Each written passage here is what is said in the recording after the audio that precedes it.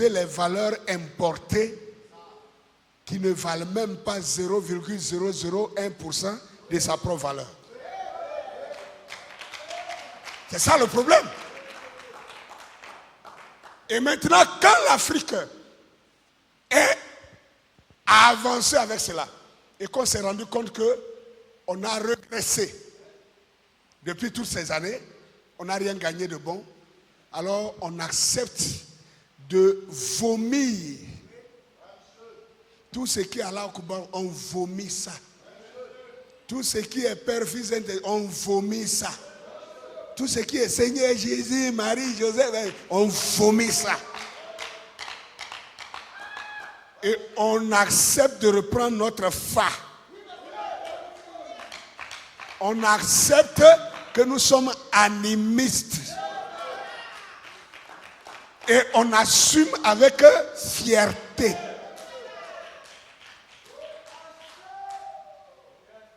Ça va nous reconnecter avec ce que nous étions avant l'arrivée de ces religions.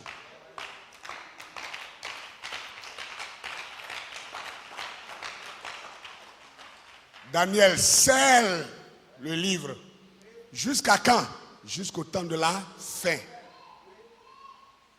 Et quelques-uns liront et la connaissance augmentera. La même Bible dit que la connaissance augmentera. Paul dit que la connaissance disparaîtra. Au même moment. On prend quoi?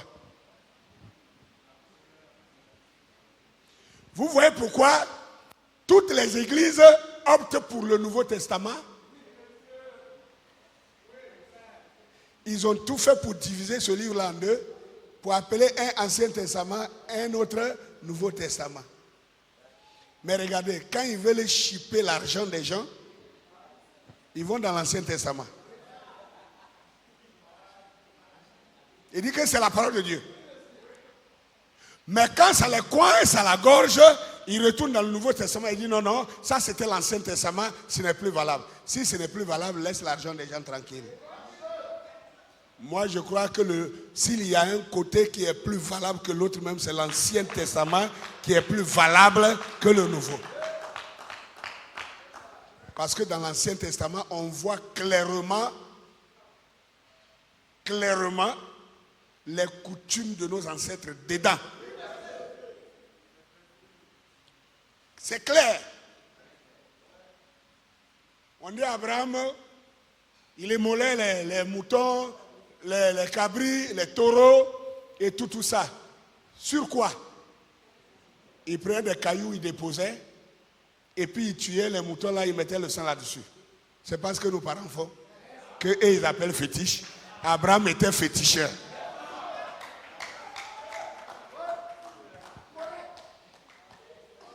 Jacob était féticheur. Salomon, c'est oh là là. Lui, c'est le las. En un seul jour, on dit qu'il a tué 1000 brebis, 1000 cabris, 1000 taureaux. Vous vous imaginez, on immole, on tue seulement. Imaginez le sang dans le temple ce jour-là. Et vous allez venir vous asseoir là. Toi-même là, ton papa ne faisait pas enfant, ta maman ne faisait pas enfant. Ils sont allés adorer Tanoé. Et c'est là-bas, génie est sorti pour donner enfant, tu es né. Et aujourd'hui, tu vas te lever à une petite Bible dans tes aisselles et tu insultes Tanoé. Tanoé est ton père.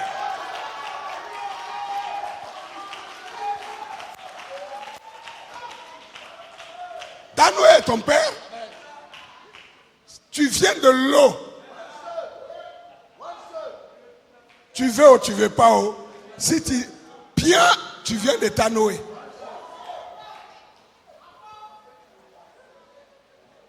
Ton grand-père a toujours sacrifié sur le poro. C'est poro là qui a protégé la famille. Et même quand grand-mère ne faisait pas enfant là, c'est poro. Ils sont allés adorer. Et puis poro a exaucé et tu es né. 2 jours là seulement tu es allé à l'église. On t'a fait croire que poro c'est le diable. Si poro le diable, tu es le fils du diable. Ben, tu es né de ça. fils de Dipri. Tu vas venir dire Dipri, c'est sorcellerie. C'est que tu es un sorcier, fils de sorcier. Vous avez déjà vu quelqu'un qui est devenu chrétien et puis Jésus a vidé son sang pour mettre un sang nouveau? Vous avez vu ça? Alors, même si tu dis que tu es devenu chrétien ou tu es devenu musulman, le sang qui est en toi là, ça vient d'où? Ça vient de ton père et de ta mère. Si ton père est sorcier, c'est le sang de sorcellerie qui est en toi. Donc tu es un sorcier. À moins que tu acceptes que ton père est un saint, alors toi aussi tu es un saint.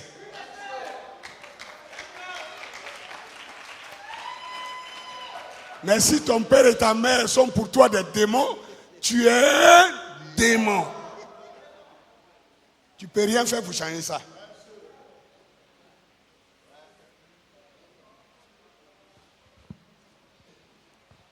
Le temps de raconter des blabla est terminé.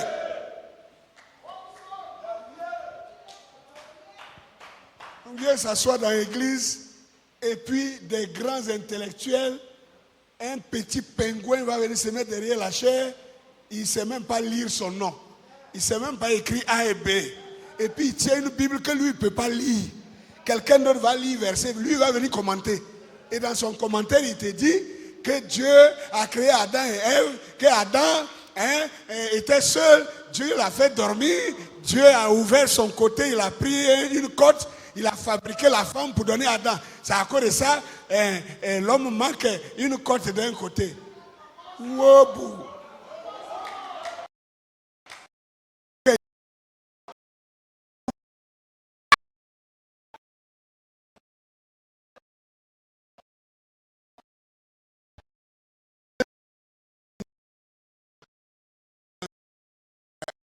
Université, l'anatomie humaine.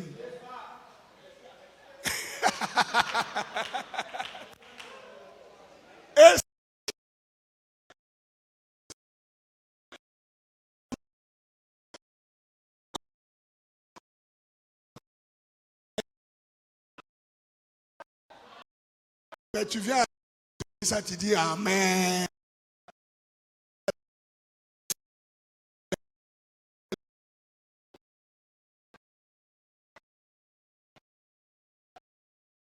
Raconte derrière la chair, tu dis oh, comme un âne. Ce temps-là est révolu.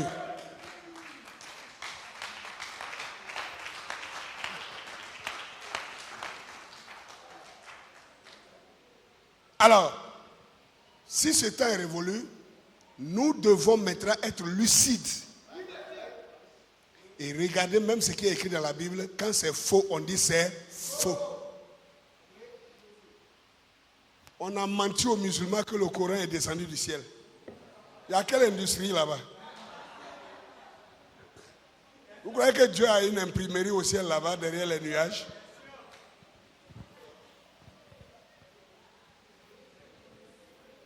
Non, la Sainte Bible. Elle est sainte par rapport à quoi? Elle est sainte par rapport à quoi? C'est quoi qui est saint dans ça? Quand voleur même vole ça. Oh, vraiment. Vraiment.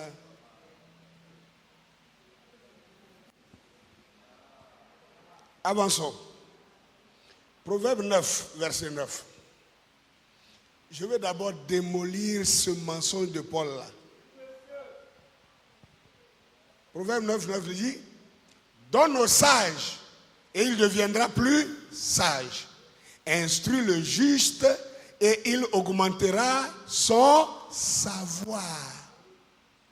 Donc, Daniel avait dit qu'au temps de la fin, la connaissance augmentera. Donc, le savoir augmentera. N'est-ce pas?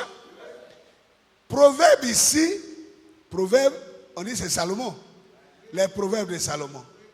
Salomon dit ici, il faut donner au sage et il deviendra plus sage. Il faut instruire le juste, il augmentera son savoir. Le savoir, la connaissance ne fera que augmenter, non pas disparaître. Donc c'est un menteur, ce Paul-là. Manipulateur. Et c'est les Africains qui acceptent ça. Proverbe 1, le verset 5. Écoute, et il augmentera son savoir. Pas il fera disparaître son savoir, mais il augmentera son savoir. Et celui qui est intelligent acquérera de l'habileté. Donc, on doit écouter l'enseignement, pas pour faire disparaître la connaissance, mais pour augmenter la connaissance. Donc, quelqu'un qui vient dire qu'au temps de la fin, la connaissance disparaîtra, il dit n'importe quoi. Dieu est la connaissance. Je n'ai pas dit Dieu a la connaissance, j'ai dit il est. Il est la connaissance. Et comme il est éternel, il est sans fin. La connaissance est éternelle et sans fin. Ce qui va prendre fin, c'est justement le mensonge religieux, la manipulation religieuse, l'aliénation religieuse, la tromperie religieuse. C'est ça qui va prendre fin. Vous savez, la connaissance et le savoir, c'est ça qu'on appelle l'authenticité. Et ce qui est authentique est original, ce qui est original est éternel. Ça ne change pas, ça ne varie pas. Et dans la nature, la seule chose qui ne change pas et qui ne varie pas, vous savez c'est quoi? C'est l'énergie. Or Dieu est énergie.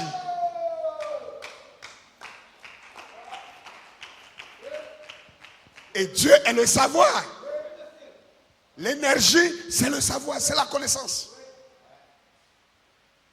Ça ne peut pas prendre fin. Donc peu importe qui a déclaré cela, c'est un menteur.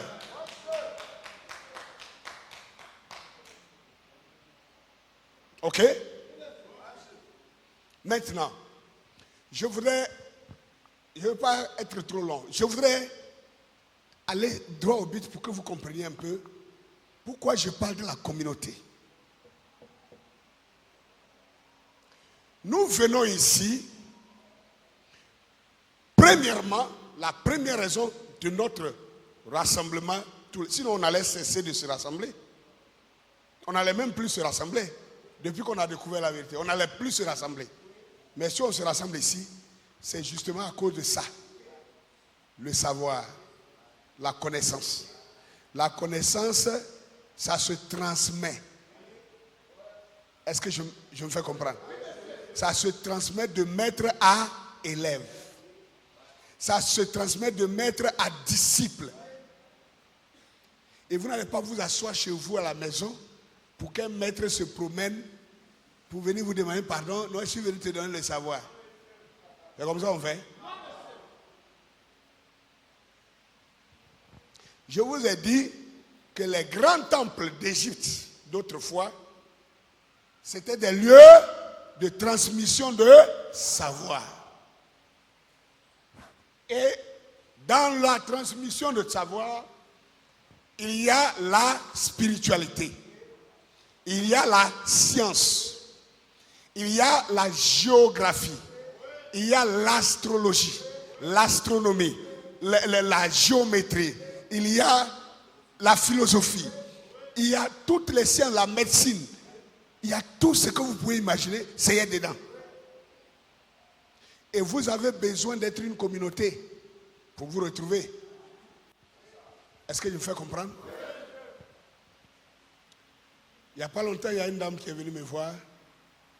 Elle me dit vraiment, docteur, je suis tombé sur vos enseignements sur YouTube il n'y a pas longtemps et sincèrement, je ne dors plus. Je ne fais qu'écouter, écouter. Quelquefois, j'écoute jusqu'à... Je ne me rends pas compte de l'heure qu'il fait presque jour. Or, le lendemain, je dois aller au travail. Sincèrement, ça m'envoûte.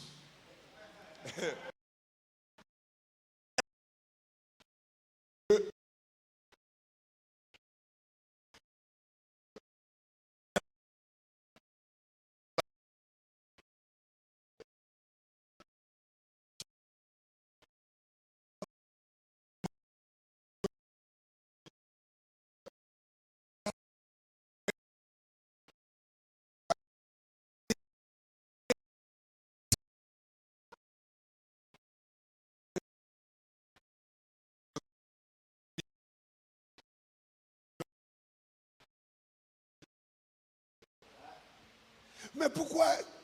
J'ai dit, ce n'est pas possible. Ce qui est possible, c'est vous qui devez créer la communauté du temple du savoir là-bas. Elle dit, aïe, comment? Moi, je ne sais pas enseigner, moi-même, je veux être enseigné. Elle dit, oui, il ne s'agit pas d'aller enseigner. Vous savez, si je dois envoyer quelqu'un à Abidjan ici, pour aller peut-être à Séguéla, ou bien à Gagnoa, à Daloa, je ne sais pas où encore, à Vavois, pour aller créer une communauté du temple de savoir, ça veut dire que si je déplace quelqu'un, il faut faire quoi? Il faut lui donner le moyen de subsistance. Il faut le payer. Arrivé là-bas, il va louer une maison. Il doit manger. Il doit se déplacer. Il faut lui payer. Moi, je trouve cet argent là-haut. Vous comprenez un peu? Alors, ce qui est faisable, et ça, vous qui êtes en ligne, qui nous écoutez, vous qui ne cessez de m'envoyer des messages, non, il faut venir créer la communauté des temples du savoir à Douala, à Yaoundé, je ne sais pas quoi, à Libreville, ou bien à Paris, ou bien en Belgique. Écoutez-moi, c'est aussi simple. Aujourd'hui, la technologie nous a donné un moyen le plus facile. J'ai dit à cette dame-là, retourne dans ta ville. Tu as une maison? Oui. Elle dit, elle a un grand salon. Il dit, ça tombe bien. Ça tombe bien. Tu achètes une bonne télévision, écran, placement. Quelque chose, même déjà, 55 pouces déjà, c'est bien grand. Il y a la télévision intelligente. On appelle ça télévision intelligente parce qu'il y a Wi-Fi, Bluetooth, tout ça dedans. Alors, si tu as ça, tu mets dans ton salon et qu'est-ce que tu fais? Elle dit qu'elle connaît les jeunes gens qui sont kamites dans le cadre. Il dit, mais alors, ça devient encore plus facile. Invite-les, dis-leur chaque dimanche à partir de 10h, venez chez moi, on va faire réunion des kamites. Quand ils vont venir là, tu connais l'heure à laquelle nous on enseigne. On est toujours en direct. Tu te connectes, tu vas sur YouTube, tu lances l'enseignement. Vous allez vous asseoir tous pour écouter ça. Quand on a fini l'enseignement à Abidjan là, c'est fini. Vous qui êtes là-bas maintenant là, vous pouvez vous asseoir maintenant pour échanger entre vous. Est-ce que vous comprenez un peu? Vous échangez, vous allez essayer de développer, vous allez vous poser des questions et donner des réponses. Si tu fais ça, au bout de 2 mois, tu auras une communauté et on n'aura pas à débourser 5 francs.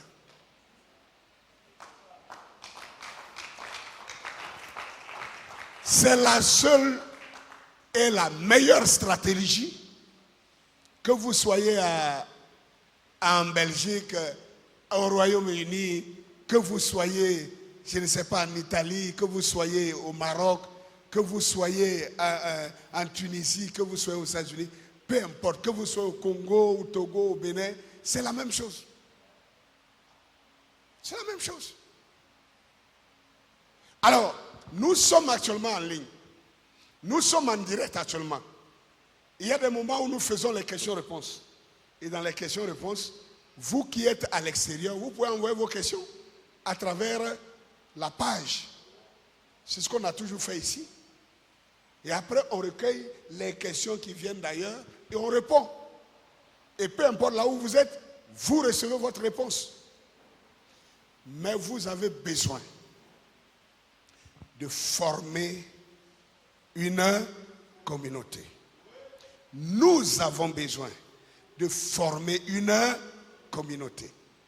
Et la communauté a pour bénéfice, vous savez, quand on se retrouve ici, c'est comme avant, vous qui êtes là, vous savez, on avait des gens, on avait un certain magistrat ici, hein?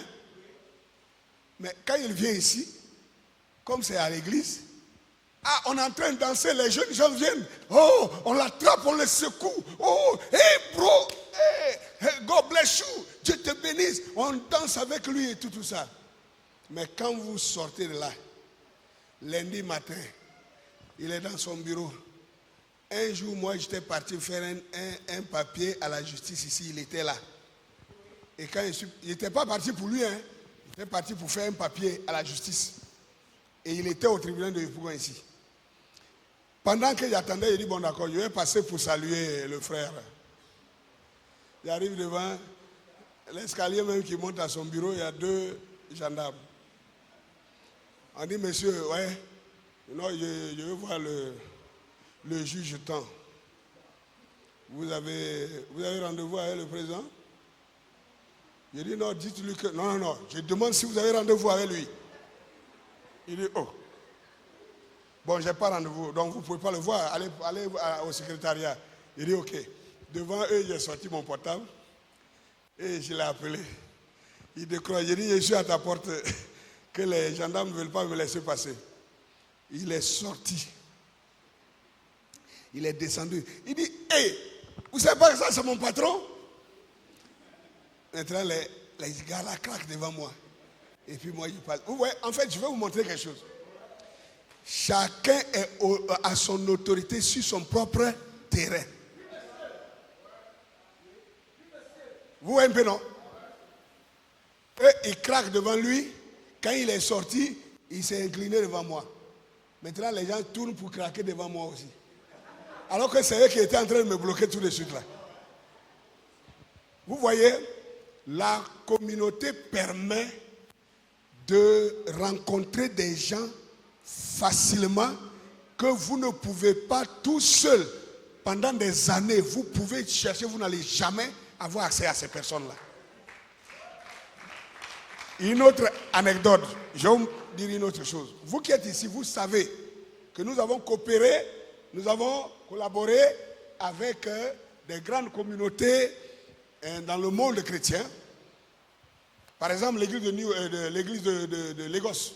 Vous vous souvenez? Combien sont témoins ici? Avec le pasteur Olou, qui dans son église, il a pour diacre le 5e milliardaire de tout le Nigeria.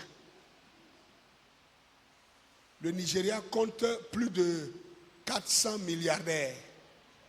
Mais le 5e, numéro 5.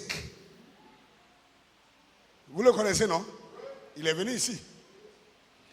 Cet homme-là, vous allez le chercher comme ça.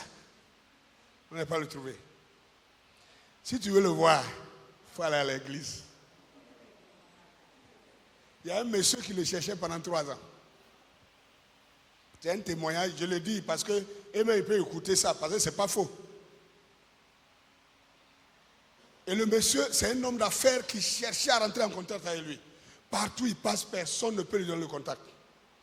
Et quelqu'un lui a dit un jour, il dit, mon ami, le monsieur qui cherche là, si tu veux la voir, va dans telle église.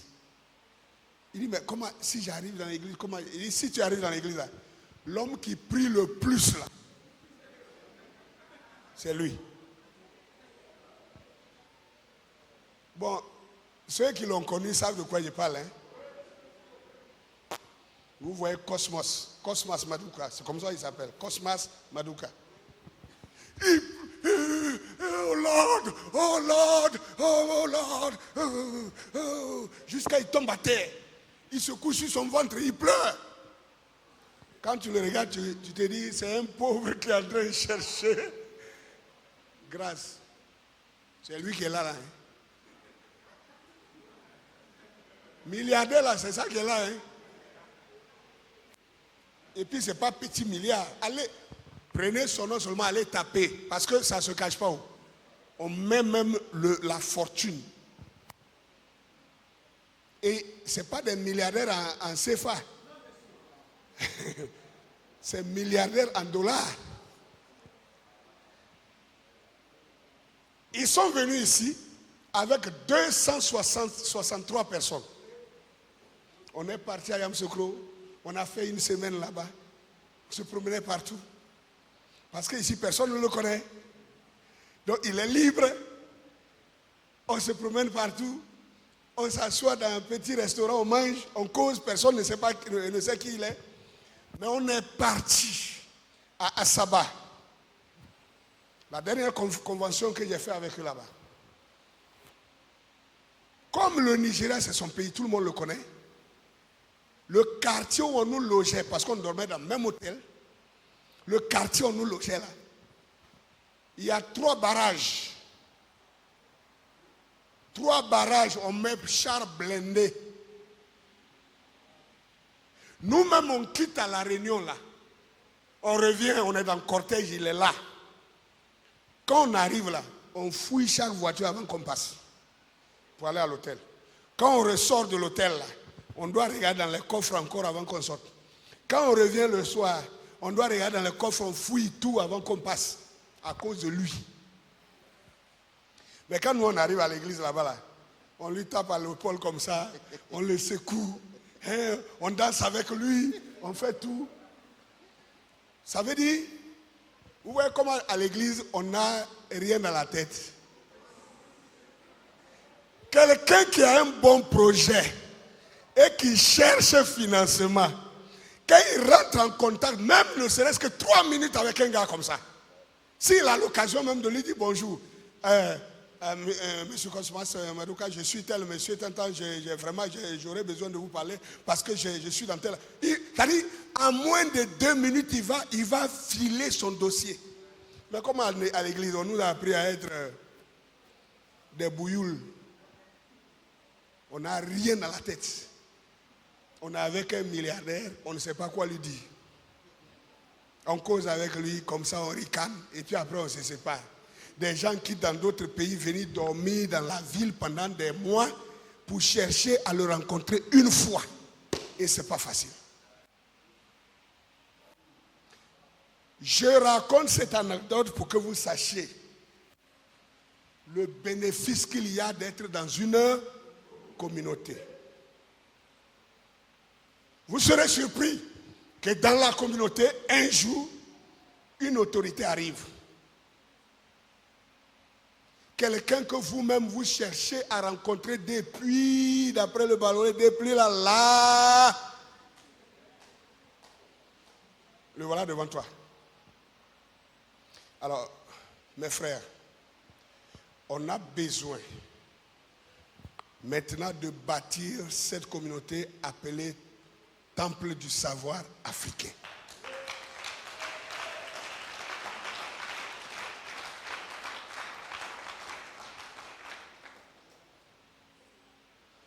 On en a besoin.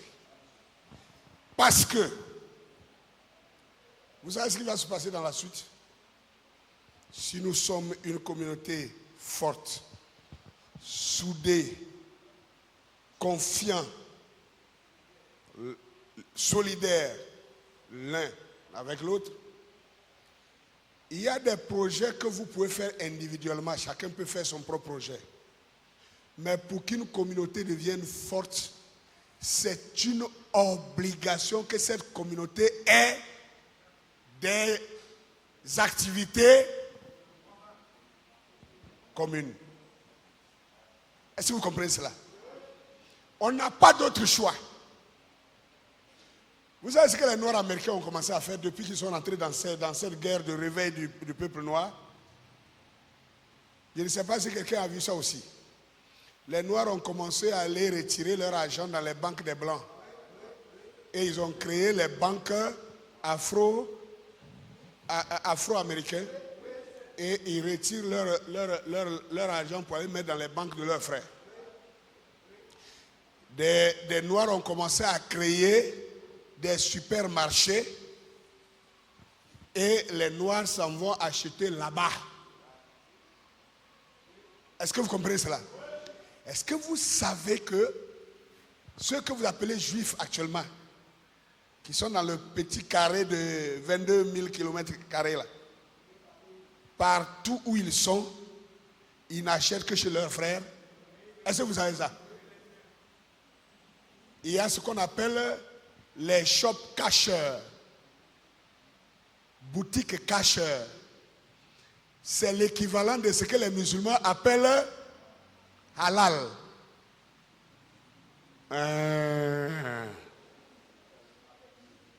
Vous ne connaissez ni l'un ni l'autre. Ah, vous êtes où? Quand musulman dit halal, ça veut dire quelque chose qui est islamique et qui est béni par Allah. C'est pour ça que si un non-musulman tue un animal, les musulmans refusent de manger. Donc ils disent que l'immolation doit être halal.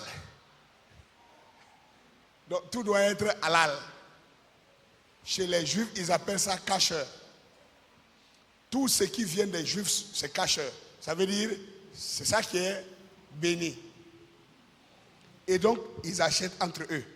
Est-ce que vous avez remarqué que les Français, partout où ils sont, il n'y a aucune entreprise française où vous allez voir les véhicules de service qui ne sont pas Renault ou Peugeot? Vous comprenez ça? Renault, là, qui fabrique ça? La France. Peugeot, qui fabrique ça? La France. Donc, ils font la promotion de leur patrie. Aucune entreprise, que ce soit en Afrique, que ce soit en Chine, que ce soit en Inde, que ce soit en Russie, partout où ils sont, si c'est une entreprise française, les véhicules de cette entreprise doivent être soit Renault ou Peugeot. Ou Citroën. Est-ce que vous comprenez cela? Vous ne verrez pas une entreprise française où le directeur roule dans Mercedes-Benz, il roule dans Porsche. Non. Bien que ces véhicules sont confortables, mais à cause de la communauté, ils sont solidaires pour acheter même les faux véhicules chez eux, pourvu que ça soit dans leur communauté. Est-ce que vous comprenez ça quand même? Voilà l'esprit de la communauté.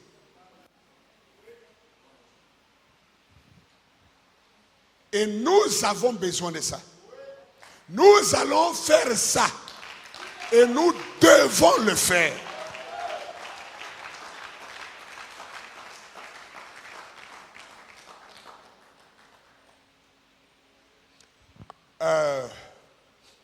Souvent, quand on combat les religions organisées, on a comme l'impression que c'est de façon systémique ou totale. Donc ça veut dire que nous, l'Africain ne sait pas prier, c'est faux. Celui qui dit que l'Africain ne prie pas, ce n'est pas vrai. Ce n'est pas vrai. Quand le Bokono, quand le Combien, quand le Voyant te donne un sacrifice à aller faire, je dis n'importe quoi, il te dit qu'il faut acheter un œuf. Tu as postulé dans une entreprise, tu as fait entretien, on t'a dit, va attendre, on va te rappeler. Et ton voyant te dit, pour que ça puisse marcher, pour qu'on t'appelle pour venir travailler, si tu vas à la maison, achète un œuf africain, et puis tu te lèves le matin, tu n'as pas parlé avec quelqu'un, tu te mets soit du côté est, ou bien du côté ouest. Ça dépend. Je ne dis pas d'aller fabriquer ça. Non. Je vous fais un exemple, je vous dis. Il dit, selon ton étoile, c'est pour ça qu'il te donne l'orientation. Ce n'est pas standard. Il peut te dire qu'il faut tourner le visage vers l'est. Il peut te dire, il faut tourner le visage vers l'ouest, ou bien il faut prendre un carrefour, il faut te mettre à un carrefour, et puis tu prononces tes vœux. Quand on dit les vœux, c'est quoi? C'est la prière. Et toi, dans le cadre de quelqu'un qui a fait entretien, qui attend qu'on l'appelle, il va faire quoi? Il va dire quoi? Ok, Dieu du ciel et de la terre, Dieu de mes pères, man de nos ancêtres, je vous appelle à agir par rapport à l'entretien que j'ai fait. C'est certainement qu'on était plusieurs. Mais je veux que s'il doit avoir une seule personne qu'on appelle, que ce soit moi. Que ce soit moi qu'on appelle. Et je veux que cette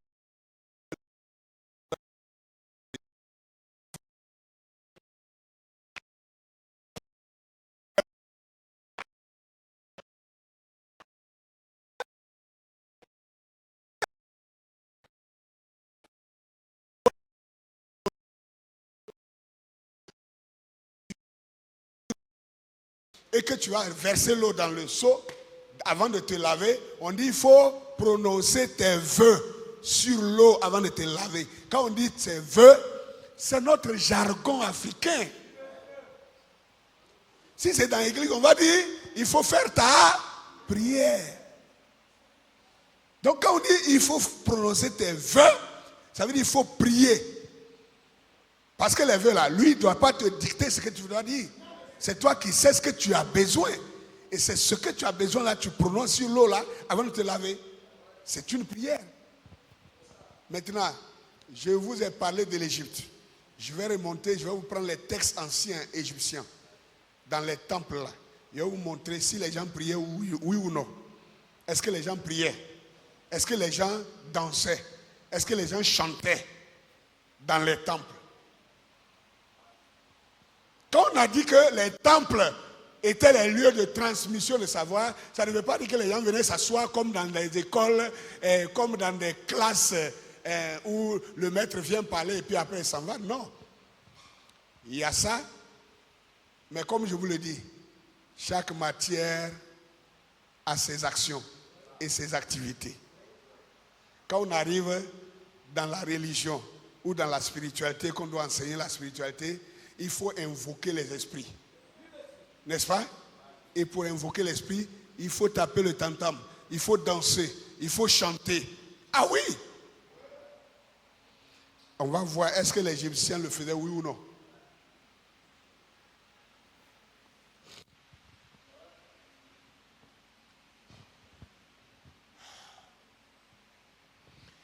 Dans le livre des psaumes, des prières, chapitre 21. Quand je dis psaume, ce n'est pas dans la Bible. Hein? Psaume égyptien. Livre des psaumes égyptiens, chapitre 21. Hymne des femmes enceintes, mères, épouses, musiciens, musiciennes. Hymne de Hathor, 638. Du temple de Philae. Philae, c'est un temple égyptien. Voilà ce qui se faisait à l'intérieur. J'ai pris quelques éléments seulement pour que vous voyez. C'est Dioti, ce n'est pas Dioti, c'est Dioti. Hein? Oh, je suis où?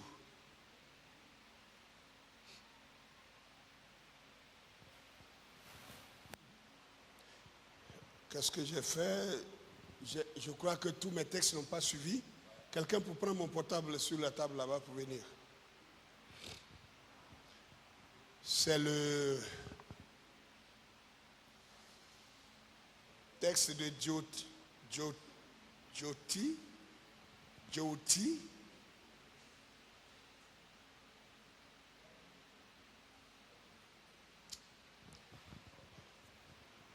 Jyoti, puissant en breuvage.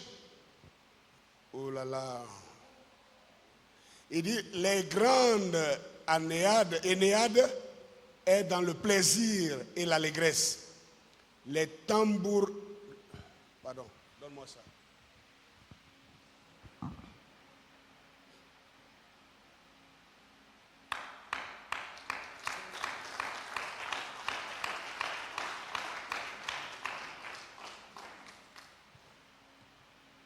Voilà. C'est plutôt à partir du verset 9. J'ai dit, il ne parle pas de la Bible, hein. C'est les textes égyptiens. Vous voyez le titre déjà. Voilà. Oubliez ce texte-là, il est mal écrit. Ce que je vais faire, est-ce que je vous envoie ça là-bas, rapidement?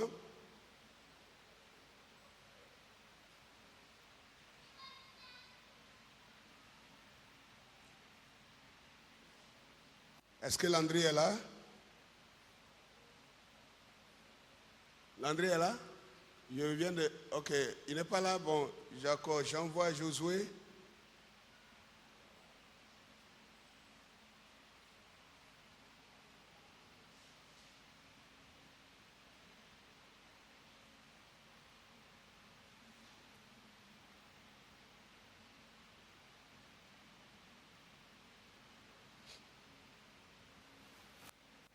J'ai envoyé ça sur... voilà, merci. Là-bas, il est dit, verset 9, il est dit, attends dans sa course, la mer entière pour toi frappe le tambourin. Les Grecs célèbrent les louanges, les étrangers sont pour toi remplis de joie. Le verset 12, il dit, les hommes et les femmes pour toi frappent le tambourin, les nétérous puissants dansent pour toi. Tout ta mérite te glorifie. Les deux déesses font tes louanges. Pardon, j'ai oublié qu'ils n'ont pas encore projeté ça. Ici, dans le temple de Philae, voilà les textes qu'on trouve que les hommes et les femmes frappent des tambourins et il danse. N'est-ce pas? Il danse pour louer la déesse. Pour louer, oui, je dis bien la déesse. L'adoration égyptienne n'était pas, comment on dit ça? Vous voyez, dans le christianisme, on montre que Dieu est masculin. N'est-ce pas? Le Dieu de la Bible, il est masculin. Et la femme n'existe pas devant lui. Mais comment il se multiplie? C'est pour ça qu'il y a le wubisme dans le christianisme. C'est du n'importe quoi. Le Créateur, si on veut le rendre anthropomorphique, il doit être mâle et femelle. Sinon, il n'est pas complet. Il est complet seulement quand il est mâle et femelle. Et si vous voulez bien comprendre, c'est parce qu'on lit la Bible et on la comprend mal d'ailleurs. Sinon que Genèse chapitre 1, 27 là, nous démontre la même chose. On dit Dieu créa l'homme à son image. Et il le créa homme et femme. En réalité, c'est comme ça. Mais dans d'autres versions, on dit il créa l'homme et la femme. Non. Il le créa homme et femme. Il le créa homme et femme. C'est parce qu'il avait créé un seul être, homme et femme, à son image. Parce que lui, il est homme et femme. Donc, il fait émaner un homme de lui qui est exactement comme lui, donc homme et femme. Et maintenant, pour que cet homme se multiplie, il fait quoi? Il sépare l'esprit féminin d'avec l'esprit masculin. C'est ce qui est digne d'être dit. Et l'esprit féminin, il le met dans un moule. L'esprit masculin le met dans un moule. Ça devient l'homme et la femme. Et l'homme et la femme doivent s'accoupler maintenant pour se multiplier. Voilà la chose. Il n'a pas créé l'homme et la femme, non. Il le créa, homme et femme. Voilà ce qui est juste. Ok? Alors, ici nous voyons que dans le temple, les gens frappaient du tambouret et ils dansaient et ils chantaient. Ils chantent, ils dansent. Écoutez, vous ne pouvez pas rassembler des gens toute une journée. Hein? Et puis, vous êtes seulement sérieux, il n'y a pas d'humour. Ça ne passera pas à un moment donné. La musique vient de l'Égypte. Les danses, on voit tout ça. On voit même en image, en gravure, tout est là. On voit ça. N'est-ce pas? Ne pensez pas que vous faites bien quand vous vous asseyez chez vous à la maison, que vous vous connectez sur téléphone, commencez à suivre pour dire que je fais partie du temple du savoir africain. Tu ne fais pas partie du temple. Parce que si tu as un problème, on ne va pas t'assister. Nous, on se retrouve ici, là. On est en communauté. On se connaît. On se connaît et on s'assiste. Parce qu'on participe ensemble. Ceux qui viennent s'asseoir ici, là, vous voyez, ce n'est pas pour rien qu'on fait les offrandes, n'est-ce pas? Vous qui êtes là, sur place, quand on fait passer le panier, vous y mettez quelque chose. Que ce soit grand ou petit, mais vous mettez quelque chose. Mais celui qui est assis à la maison, qu'est-ce qu'il fait?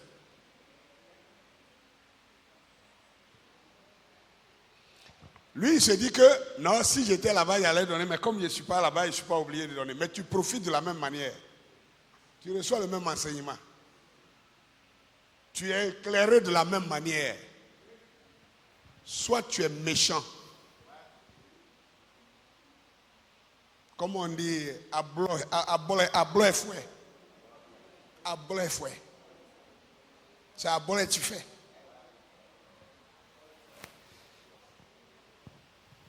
D'après un petit, il dit, tonton, tu fais méchanti. Donc tu fais méchanti. Ta main est dure. Mais quand demain, il va y avoir un problème chez toi, tu vas vouloir que toute la communauté court pour aller t'assister. On fait comment? On fait comment? Tu es assis, ta maison n'est même pas loin d'ici. Tu refuses de te déplacer, venir. On ne t'a pas vu, ça fait 2 semaines, ça fait 2 mois, ça fait 3 mois, on ne t'a pas vu. Quand on sait qu'actuellement, depuis plus de 2 ans, les gens ne font que sortir. Donc, si les gens sortent et que ça fait 2 mois, toi tu ne viens pas, nous on conclut quoi? Tu es parti aussi.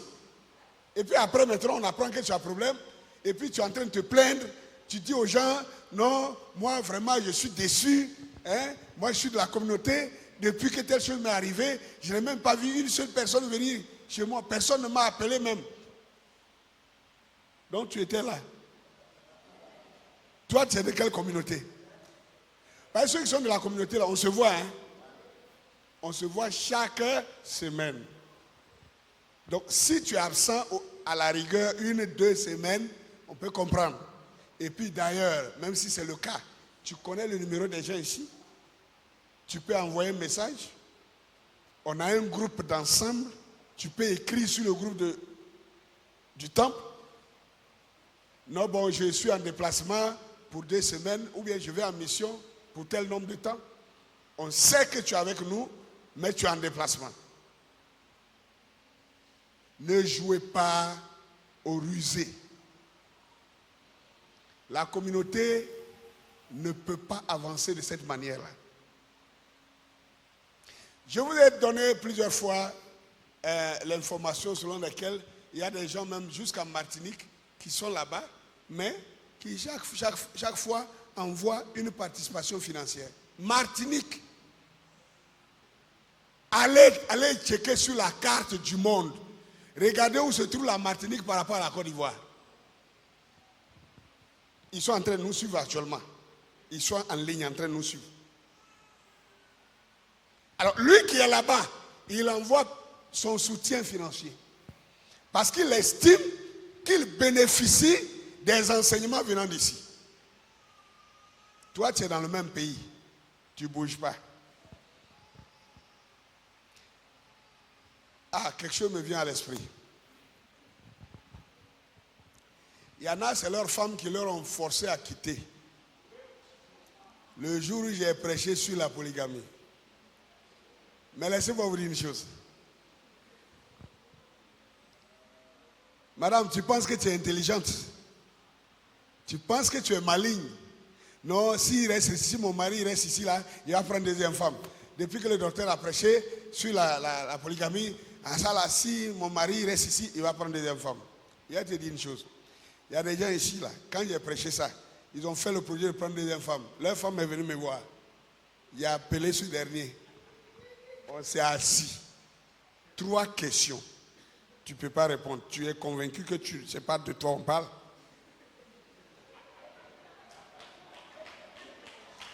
Tu es convaincu que ce n'est pas de toi on parle, non? Toi, tu as besoin de prendre une deuxième femme pour faire quoi? Dis-moi. Est-ce que tu as les moyens pour deuxième femme, toi? Regarde tes enfants. Qu'est-ce que tu as déjà fait pour eux? Maintenant, toi, tu penses que tu es maligne. Tu tires ton mari pour sortir. Quand vous sortez là, il n'a plus quelqu'un au-dessus de lui. Là même là, quand il va venir, il va prendre deuxième femme. Ce n'est pas deuxième femme, toi là, il va te shooter d'abord. Et puis il prend pour venir déposer. Et il n'y a personne pour lui dire quoi que ce soit. La seule personne qui pourrait le raisonner, et puis il va écouter là. Tu lui as dit de quitter là-bas. Tu l'as convaincu de ne plus croire cette personne-là, de quitter la communauté pour ne plus écouter cette personne. Or, c'est la seule personne qui peut le raisonner et puis il va écouter. Tu penses à moi, je fais du mal. Tu te fais du mal à toi-même. Wait and see. Nous sommes là, on va voir. On va vous entendre pleurer dehors et puis on ne pourra rien faire. Parce que le bonhomme, il n'est plus ici. S'il n'est plus ici, moi je suis qui pour lui? Je ne supplie rien pour lui. Je n'ai aucune influence sur lui.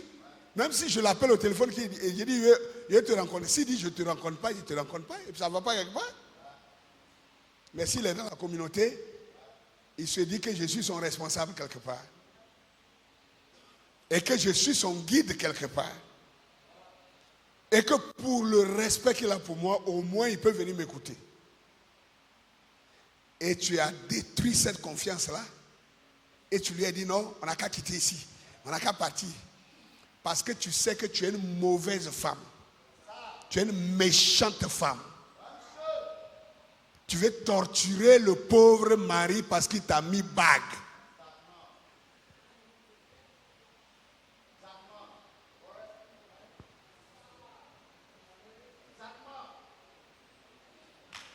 Je ne veux pas d'esclaves dans les foyers.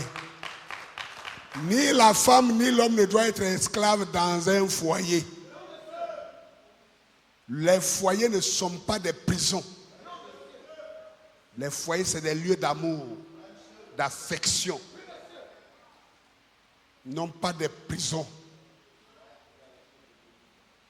C'est qui est sûr, ton pied, mon pied, c'est qui est sûr, on est marié légalement. Marié légalement, ça veut dire quoi? Ça ne veut.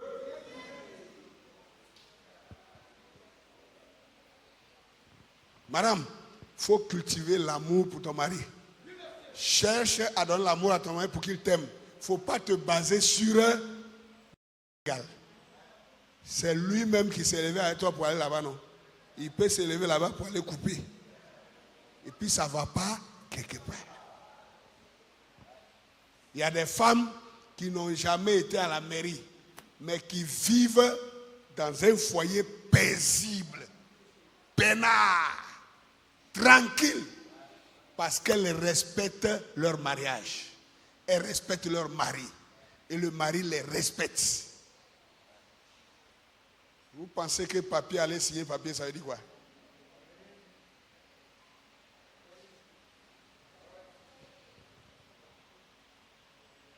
Quelqu'un a posé la question. Une femme lui dit, est-ce que tu me mérites? Il dit, mais je ne vous comprends pas. Je n'ai pas compris ce que vous voulez dire. Il faut bien me regarder. Est-ce que tu me mérites? Parce que pour m'épouser, tu dois prendre soin de moi, tu dois faire ci, tu dois faire ça. Elle a cité une liste.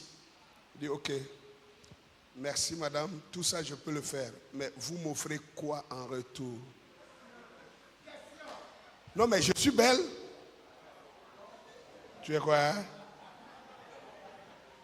C'est tout ce que tu peux donner.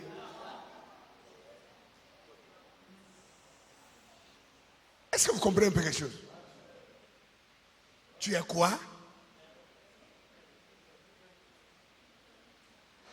Tu penses que, d'après les gens à Abidjan, ta bellesse là, tu penses que ta bellesse c'est quelque chose? Ah! Et c'est toi qui exiges des choses que l'homme doit faire pour toi, alors que tu n'as rien à donner en retour, rien du tout. Si moi j'ai l'argent, que je peux acheter voiture pour toi, je peux acheter maison pour toi, je peux acheter habillement, je peux te donner l'argent de porte tous les jours. Et puis c'est toi qui vas venir me dicter ta loi? Hein? Tu ne sais pas que moi, avec mon argent, je peux aussi prendre une femme que je vais diriger, que je dois commander. Toi, tu me donnes quoi en retour? Vous voyez? Ne regardez pas sur Facebook pour détruire vos foyers. Ne mettez pas vos têtes sur Facebook pour détruire vos foyers. Et après, vous allez venir, non, c'est le docteur qui a prêché, polygamie là, ça a toujours existé. C'est les églises qui ont voulu faire le deuil, on les démasque. Point barre. Et en prêchant ça, c'est pour rétablir la vérité. On n'a pas donné l'ordre à des gens d'aller prendre 2, 3 femmes. Non. Et d'ailleurs, quand j'ai parlé de ça pendant 3 semaines, j'ai expliqué et j'ai dit dans quel cas cela est nécessaire. Maintenant, des gens, toi-même tu ne viens même pas. Hein. Quand on enseignait même, tu n'étais même pas là. Hein. Tu es à la maison là-bas, tu dis voilà, toi tu as entendu, non? Le docteur même a prêché sur ça. Donc si tu m'énerves là, je prends des femmes, toi là, c'était dans ta tête depuis. Ce n'est pas à cause de vérité. Toi-même là, tu es un désordonné. Tu ne sais pas de quoi tu parles. Ceux qui étaient là, qui étaient assis là, qui ont entendu, qui ont compris, ils sont restés tranquilles. Parce qu'ils savent ce que ça veut dire. Ils ont compris la valeur de la chose.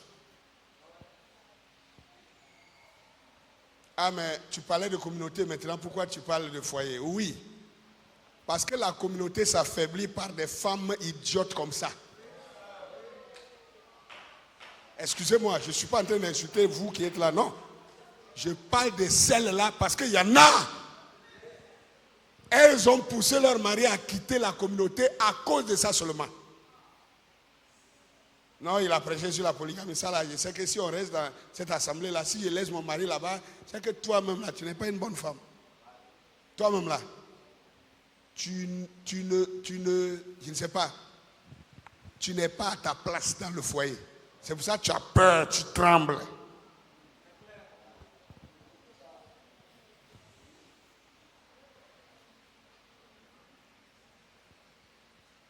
Tu ne donnes rien, tu n'apportes rien.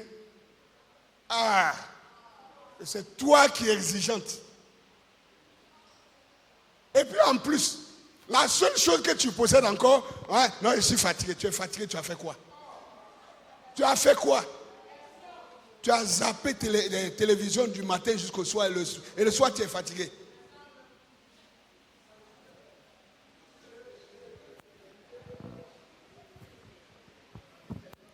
Et on a déjà dit au revoir au branamisme. Hein?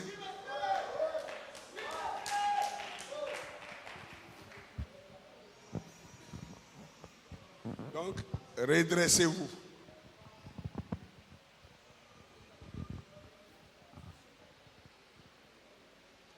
Les hommes ne veulent pas des femmes qui sont comme ça.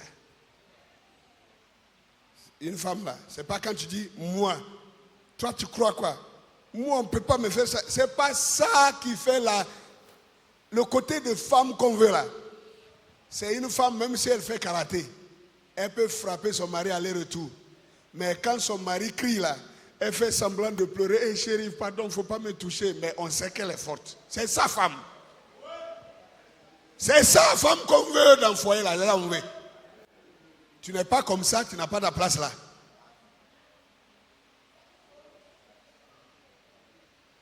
Est-ce que je mens?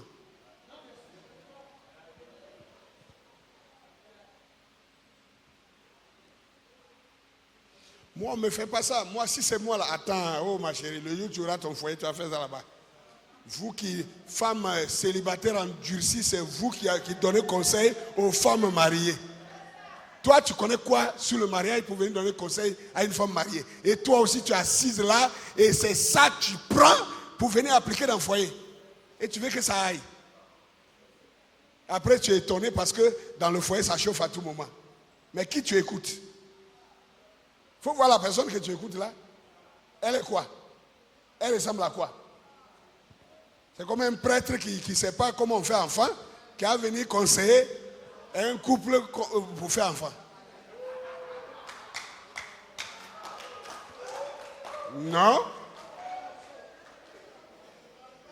Ici, on parle d'expérience.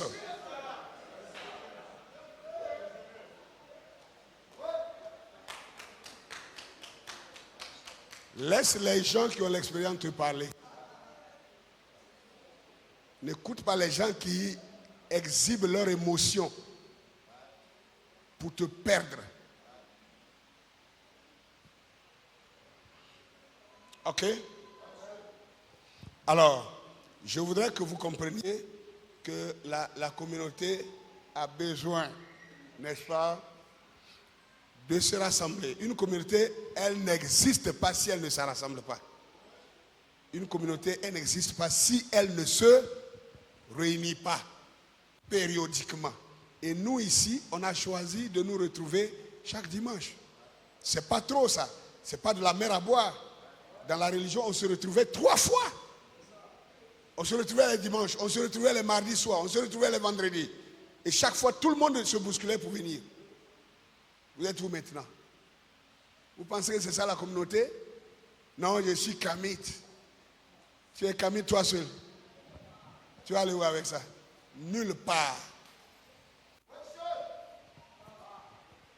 Regardez la chasse des lions, des fauves dans la brousse. La force du lion, ça ne vaut même pas 1/10 de la force d'un buffle. Mais le lion finit par terrasser le buffle. Vous savez pourquoi? Quand les buffles sont regroupés en troupeaux, là, s'ils sont réunis, le lion n'ose pas attaquer. C'est-à-dire, il marche, il les côtoie comme ça. Il les côtoie, mais il ne peut pas attaquer. Parce que quand ils sont regroupés, s'il veut attaquer un, tout le monde le charge. Donc, il se guette et puis, il n'y a pas d'attaque. Quand le lion a trop faim, qu'il est obligé d'attaquer, vous savez ce qu'il fait? Il effraie le troupeau. Il les effraie et puis il commence à courir. Et en courant, il essaye de séparer, d'isoler un. Il le suit, et puis il croit que vraiment, il va m'attraper. Et puis il se sépare. Il pense qu'en se séparant, il va bien courir. Or, c'est ça que le lion veut faire. Quand il le sépare tout seul, alors le guet-apens a réussi. Tous les autres qui étaient postés devant là-bas vont sortir et ils vont lui sauter dessus. Ils le terrassent, ils ont trouvé à manger. C'est quand on isole un buffle de son groupe, c'est alors qu'on peut le terrasser. Même si c'est un nouveau buffle, un jeune qui n'a pas assez de force, tant qu'il est au milieu du troupeau, aucune fauve ne peut le toucher. Donc si vous avez compris cette leçon, vous comprenez ce qu'on appelle la communauté.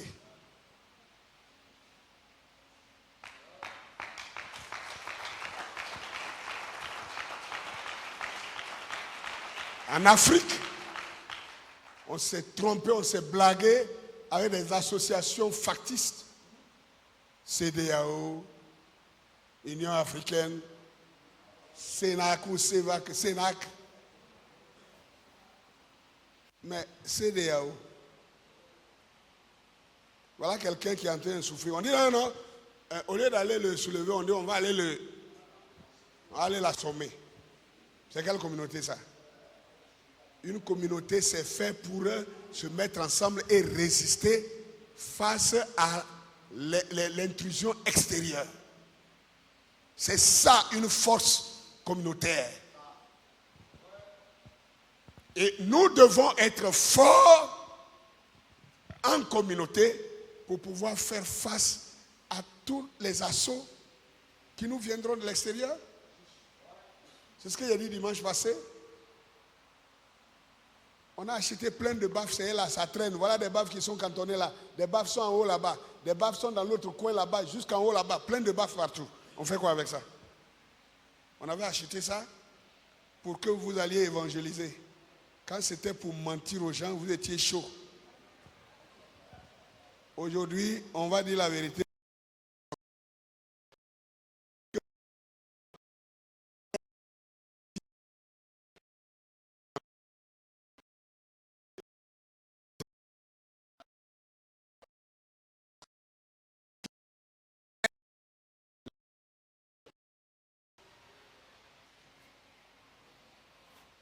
Qu'est-ce qu'un religieux peut venir dire face à nous aujourd'hui? Qu'est-ce qu'un religieux peut dire qui puisse tenir devant toi? Ou bien vous venez vous asseoir là pour faire figure, ou bien vous recevez vraiment les instructions. Si vous avez reçu les instructions, moi je ne pense pas qu'un religieux, quel que soit son rang, qu'il puisse déstabiliser quelqu'un ici. Il va te présenter son Jésus. Mais Jésus, c'est une copie seulement d'Osiris. Tu as les preuves aujourd'hui. Donne-lui les preuves. Alors, si tu lui montres les preuves, quelle est encore la base sur laquelle il se tient pour te convaincre à donner ma vie? Moi-même, ma propre vie. Non, il faut donner ton âme. Âme là même, tu n'as jamais vu, et puis tu as donné. Tu sais à quoi ressemble l'âme? Vraiment, on est resté dans beaucoup de deuil, quoi. Il faut donner ta vie à Jésus. Vous adorez la création au lieu du Créateur. Mais Jésus est une création. Jésus est une création, créature. Voilà. Alors, vraiment, je voudrais que vous puissiez saisir cela et que vous compreniez que maintenant, parce qu'on a laissé le temps passer pour que ceux qui veulent partir soient libres de partir. Je crois que ça fait plusieurs mois quand même qu'on voit qu'il y a la stabilité. Donc je comprends que ceux qui devaient partir sont partis. Et que ceux qui sont restés sont ceux qui devaient rester. Et si c'est vous qui êtes restés, alors maintenant, on peut bâtir à partir de maintenant.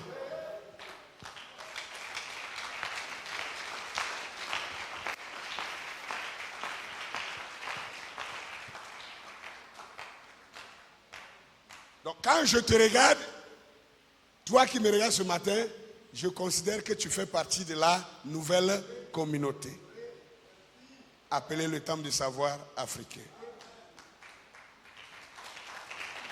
Si c'est le cas, Si c'est le cas, chaque fois que tu seras absent, tu devras signaler, informer. Si c'est le cas, chaque fois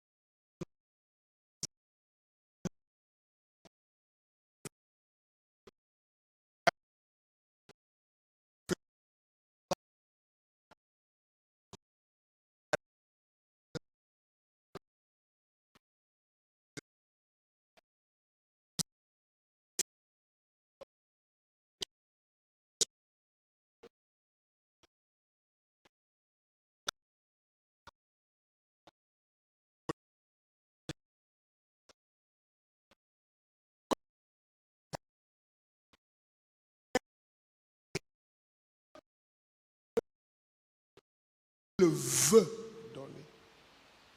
Donc si toi tu veux donner 1000 francs, l'autre veut donner 500, que l'autre veut donner 1 million, c'est le désir de chacun. C'est la décision de chacun. Mais tu ne peux pas dire que moi, en tout cas moi j'ai rien en tout cas. On dit participation.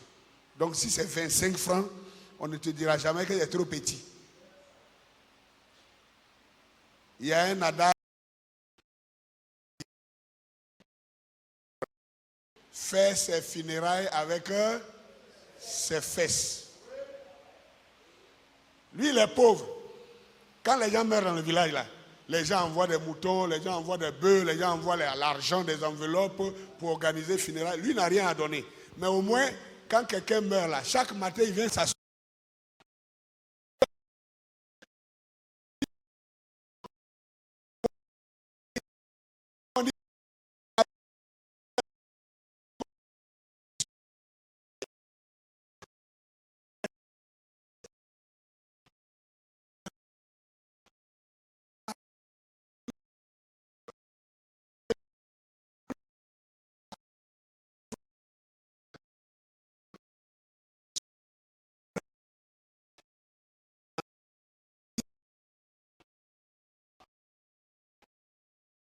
Ça veut dire? Ça veut dire dans une communauté, tout ce que tu apportes est nécessaire. C'est important. Voilà. Mais pourvu que tu te sentes concerné. Alors ce que je suis en train de dire, ce n'est pas seulement ceux qui sont assis devant moi. Je le dis aussi à ceux qui sont en ligne. Donc c'est une réponse à toutes les questions que vous m'avez posées. Non, vraiment, nous on veut avoir la communauté du Temple du Savoir dans notre pays, dans notre ville, dans notre lieu, dans tel ou dans tel endroit. J'ai déjà répondu à cela et je crois que quelqu'un comme notre frère Claude Biamougou qui est à Kinshasa, mais qui apporte même son, comment on appelle, ses offrandes. Donc vous voyez que c'est une question de volonté. Ce n'est pas une question de distance. La distance n'a rien à voir avec ça. Tout est question de volonté. Tu es au nord, tu es au sud, tu es à l'est, tu es à l'ouest, tu es au centre, tu es à côté ici ou au loin. Tu peux toujours participer si vraiment c'est ta décision. Alors, comprenez que cette bataille, nous ne pouvons la gagner que lorsque nous allons comprendre ce qu'on appelle l'esprit de communauté. Dernièrement, le professeur Achepo parlait, il avait parlé de communautarisme.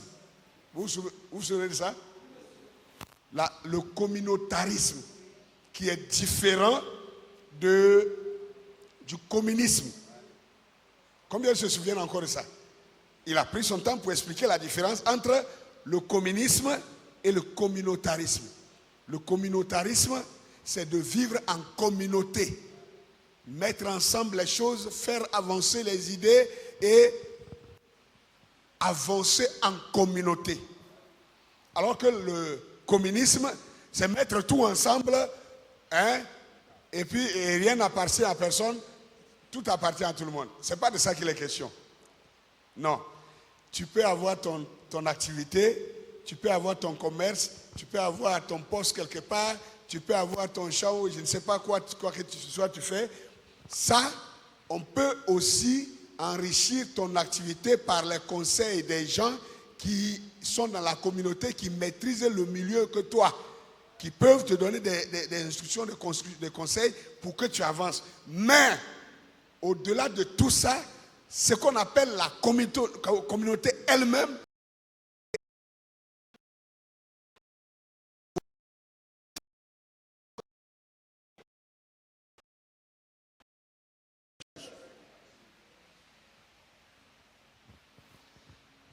alors, si vous avez compris, je crois que je vais m'arrêter là.